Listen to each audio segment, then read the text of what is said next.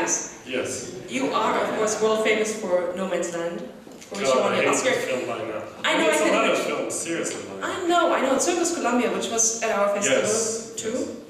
Yes. But the latest film that you have out in cinemas, and it will open next week.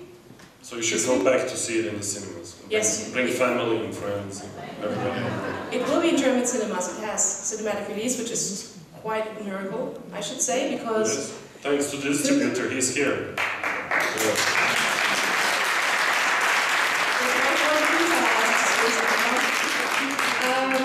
Looking at your other work, it's quite surprising that you did not the big fiction film, like the special effects and really Oscar stuff, the stuff that very emotional and narrative stuff, but you went back and you looked at a Roma family and you did a documentary, fiction documentary crossover with non-actors who are actually playing themselves and their own story.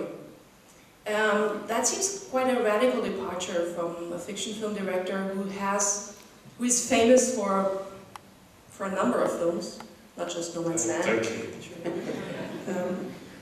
Why did you choose to find this very, I would also say, non-commercial way of filmmaking for an episode in the life of an artist? Well, listen, I'd actually, before No Man's Land, I was studying filmmaking in Bosnia, and when war started, I was filming for many years, documentaries, actually the real life.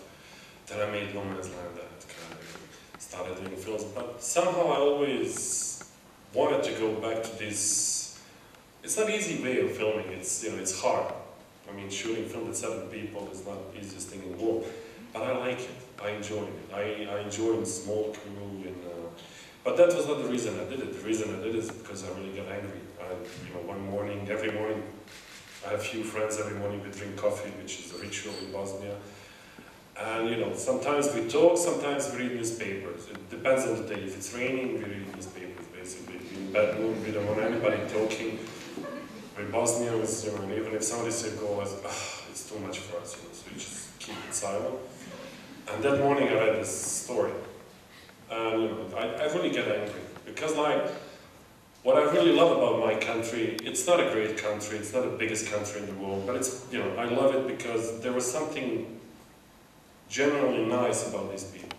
And during the war in Bosnia, which was a huge mistake in every sense, because it should never happen in a place like Sarajevo, there were, people were helping each other in a way that's overwhelming. People would risk their life for strangers, for people they would never see in their life. You would risk your life to grab somebody out of bomb site, or I don't know. And I read this story, and this woman almost died, and nobody would help her, and I was really angry. I get angry. How is this possible? How can this happen in a country which survived terror, in which people know what it means, to not have help? So I went there without knowing really what I'm going to do. I didn't know how to do. I spoke to them. Actually, first I sent somebody instead of me, because I couldn't believe it's true. And if I show my face, everybody knows me there. So the guy came back and said it's true, and they're really living in this village which is in the middle of nowhere. So then I went there, I spoke to them, I came back. I didn't know what to do. I started talking to my producer, and we started discussing. And here's the thing: this is not a subject people want to go to cinema to watch. This is not a subject that it's easy to raise money to film.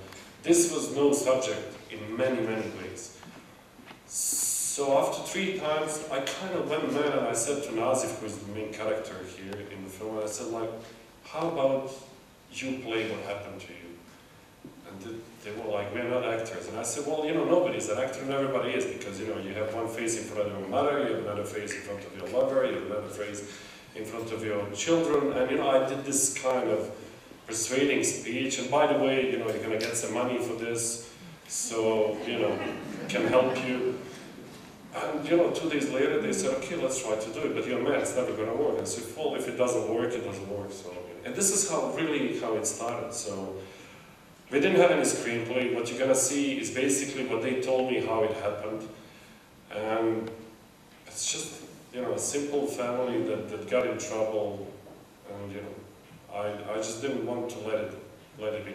And I must say, I'm the first one who was surprised when Berlin, you know, said we're going to take this in competition. I was like, wow, they've been smoking something or something's wrong in Berlin. Anyway, they took the film, and then the most incredible thing happened is they called us and they said, you have to bring Nazif back. And you know, you bring the actor back only if you want, you know, the best actor. And I started laughing because there was Jude Law, there was Matt Damon, and you know, Nazif is a better actor than they are. You know. I said to Jude Law, sorry, you should play my movies. Is he going to be in the next film? Who? Jude Law. No, Nazif's going to be. I go with the winners. My mistake. Yeah, I go with the winners. So anyway, you know, it was a really astonishing experience. So all along, and you know, now it's kind of, you know, became a big story, and I'm so happy because their life didn't change that much, but you know, at least now he has a job, and they have social security, and you know, it kind of did the purpose. So the whole purpose for me of making this film was actually to show to my Bosnian, you know, to Bosnians, to my countrymen, that you know, these things shouldn't happen. And when you go into this family and you meet them, you know, 5 minutes later you just start loving them. It's you know, it's like a very warm family. But I can imagine as a director that must be a bit difficult. You have actors who know the story better than you. Yeah, it's good. I was lazy. How's the practice? They were directing us there. You were just having a drink. Yeah, do it again, do it again, do it again. No, I'm just imagining, from a practical level, how do you do that? How do you tell people how to, you know, they have to be here or there, there's lighting, there's camera work. They were not, I think everybody can act, I seriously do.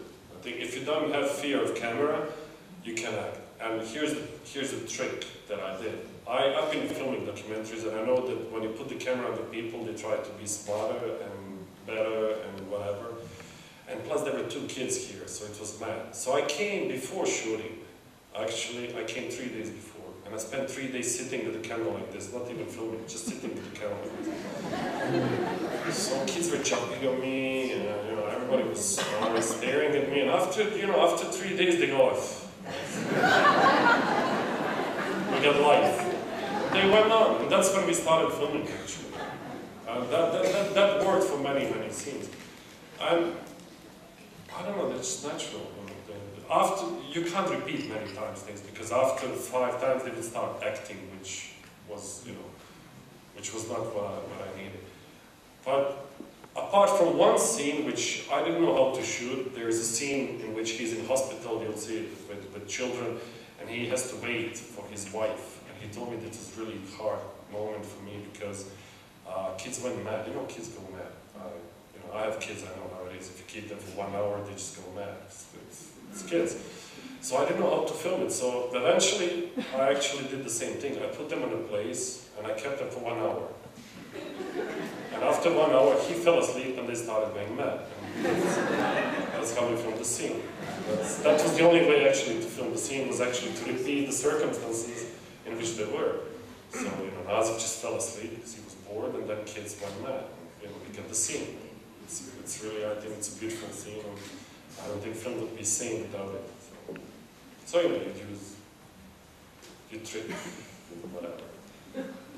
Any other tricks you want to talk? No. We did have a little discussion outside, but I'm not allowed to share. No, so, no. I'm a very nice guy to the actors. On a different level. I never threatened them. You know, of course you would. You said that it was important for you that this film is seen in Bosnia, to tell the Bosnian story in Bosnia to your fellow countrymen. Has the film been released in Bosnia, or has it been screened at different festivals? What was the reaction? It's been in the festival, in the Sarajevo Film Festival. Now it's released in the cinemas, and you know, eventually it's going to be on TV. But somehow, you know what's really funny? I just watched this short film that you showed us from this girl.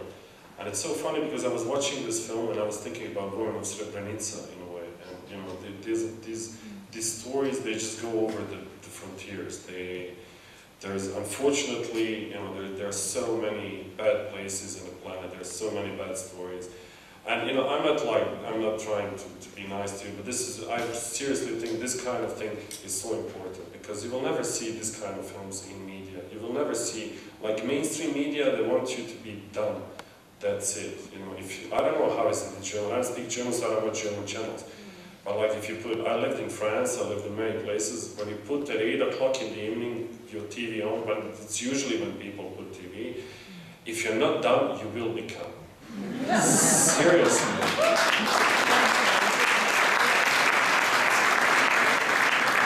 And you know, somebody should explain to politicians that 1984, written by George Orwell, was not manual. It's a book.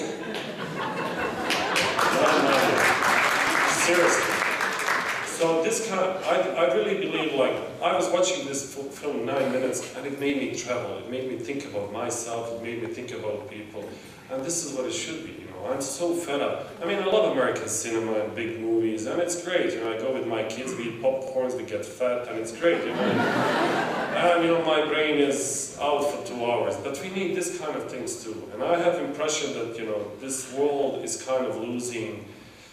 It's like since 10 years, and it's not long, we have this internet, which is great, but suddenly we have so many informations around us that we don't know how to choose. We used to have these big reporters who would go somewhere, choose the story, bring it back to us. We don't have this anymore. We just have this information, and no knowledge. Information is not knowledge. You know, we need filmmakers, we need people who think. We need people in these places to take the stories, chew them up, and, you know, give it to us. This is what we need. And this kind of festival actually should be happening in every city. Actually, you should have a traveling festival all around. That's serious. Da komme ich wieder auf das Thema mit den neuen Sponsoren zu sprechen, wenn Sie später Zeit haben. Setzen wir uns noch ein kleines Bierchen zusammen. Za sve vas koji ne govorite njemački, gospođa upravo rekla da je jako drago što ste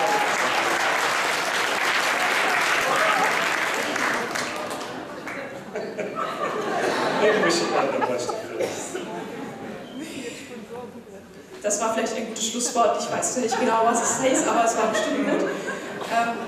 Meine Damen und Herren, es ist uns eine große Ehre, Ihnen heute als Eröffnungsfilm zeigen zu können. Eine Epizoda, The Life of an Iron Picker, zu Deutsch aus dem Leben eines Schrottsammlers. Der Film wird im Original mit deutschen und englischen Untertiteln gezeigt. Danis, thank you so much for stopping by in Nürnberg. It's been a pleasure and an honor, and I hope you come back soon.